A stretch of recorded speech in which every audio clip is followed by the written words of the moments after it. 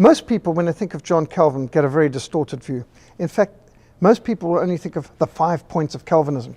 And yet, John Calvin never wrote those 5 points or conjured those up. That came long after his death, and that was due to a theological argument in response to the 5 points of Arminius in Holland. If you ask John Calvin what was the essence of his message, he wouldn't have come up with those 5 points, even though they would be consistent with his principles, but they only dealt with soteriology, salvation. John Calvin was about a whole world and life view.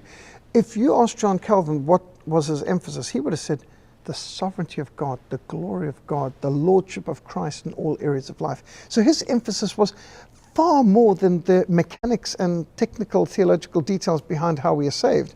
He was interested in how we live to the glory of God.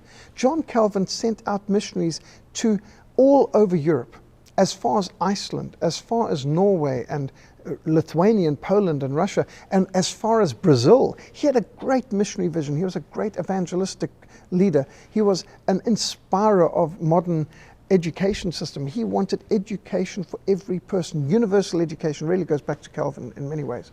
But more than that, John Calvin, in his teaching, laid the foundations for modern representative republics and the rule of law and the separation of powers. Very much you could say that John Calvin is one of the true founding fathers of the United States of America, because his world and life view, his doctrine, his theology, his socio-political application of the biblical principles were what energized and inspired and guided your founding fathers. It's seen in books like Lex Rex, which was Samuel Rutherford's book on the law is king, from the Scottish Covenanters, thoroughly consistent with Calvin's teaching, which was one of the most quoted from books of your founding fathers as they were preparing the US Constitution.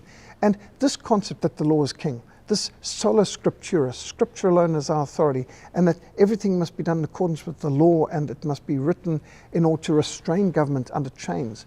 Because of his doctrine and his emphasis on the depravity of man, John Calvin taught the need for governments to be restrained, for governments to be limited, for governments to be separated, for the separation of powers between executive, judicial, legislative, and then still separate the legislative as well into an upper and a lower house.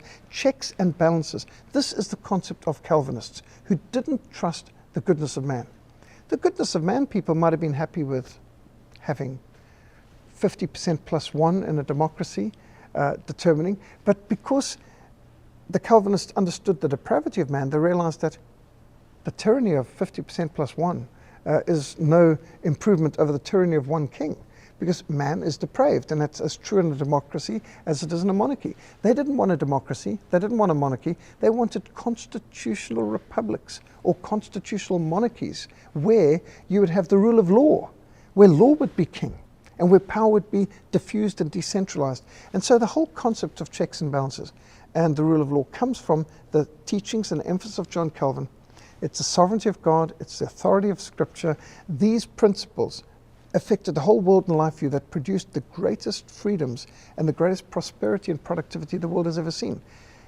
Communists themselves say John Calvin is the true founder of the capitalist system. And in a real sense, that's also so, because he's the one who unshackled the church from its laws on not allowing to charge interest on loans.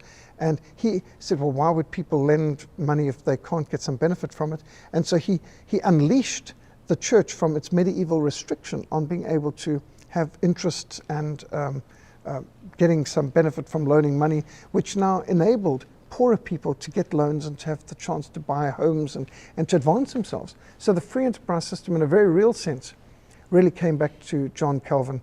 And therefore we can say Calvin's teachings led to the greatest freedoms and the greatest productivity and prosperity in the history of the world.